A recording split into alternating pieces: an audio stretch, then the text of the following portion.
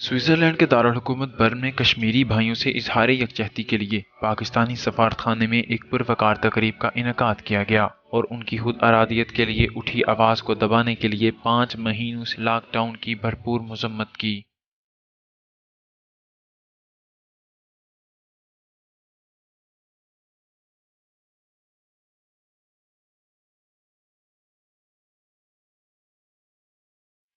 اس موقع پر سفیر پاکستان احمد نسیم وڑائچ نے صدر پاکستان اور وزیر اعظم پاکستان عمران خان کا پیغام پڑھ کر سنایا۔ خطاب کرتے ہوئے ان کا کہنا تھا کہ ہم انڈین فورسز کی کشمیر میں جاری ظلمانہ کارروائیوں کی بھرپور مذمت کرتے ہیں۔ ہم اپنے کشمیری بہن بھائیوں کے ساتھ کندھے سے کندھا ملا کر کھڑے ہیں۔ انشاءاللہ کشمیر آزاد ہو کر رہے گا۔ سفیر پاکستان کی جانب سے شرکت پر پاکستانی کمیونٹی کا شکریہ ادا کیا گیا۔ زاہد مصطفیٰ اوان، نیوز الرٹ، یورپ۔